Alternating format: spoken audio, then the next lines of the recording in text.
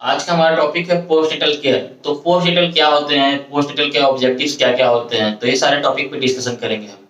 देखिए, पोस्टनेटल कहने का तात्पर्य यह है कि डिलीवरी के बाद जो हम केयर देते हैं माँ और बच्चा दोनों को, उसी को हम पोस्टनेटल केयर कहते हैं।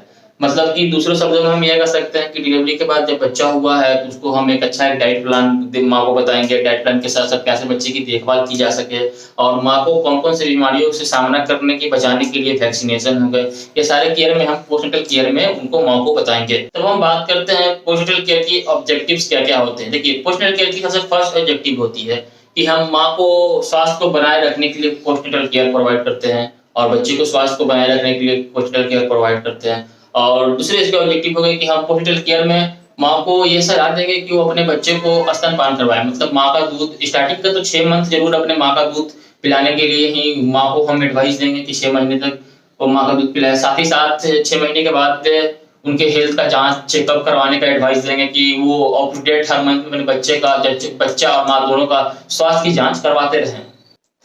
अब हम बात करते हैं इससे नेक्स्ट पॉइंट की। नेक्स्ट पॉइंट में हम माँ को ये सलाह देंगे कि बच्चे का न्यूट्रिशन डाइट अच्छा रखें, मतलब एक अच्छा न्यूट्रिशन प्रोवाइड करें। कोशिश करें कि उनके डाइट में आहार आहार का, प्रोटीन का, कार्बोहाइड्रेट का, मिनरल्स का, आहार का, माँ का आहार का संतुलित एक बैलेंस डाइट बना रहे, ताकि उससे माँ को क्या हो कि एक संतुलित आहार मिले, जिससे इसका डेवलपमेंट बच्चा और माँ दोनों में देखने को मिलेगा। देखिए, आपको पता होना चाहिए कि माँ का ग्रोथ अगर सही है तो बच्चे का भी ग्रोथ सही होगा, क्योंकि माँ का दूध बच्चा पीता है। अगर आप माँ के डाइट से छेड़छाड़ करते हैं, अच्छा डाइट प्लान उनको करके नहीं देते हैं, इसकी वजह से आपको माँ के साथ साथ बच्चे की परेशानियों का सामना करना पड़ सकता है।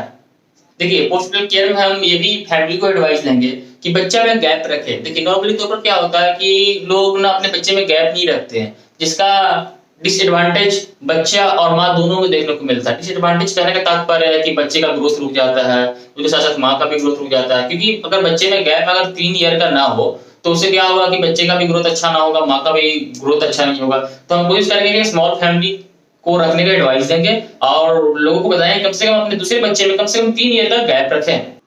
और हम ये भी एडवाइस देंगे कि माँ के साथ माँ और बच्चे का हेल्थ का जिम्मेवारी उनके परिवार को रखने को भी सलाह देंगे।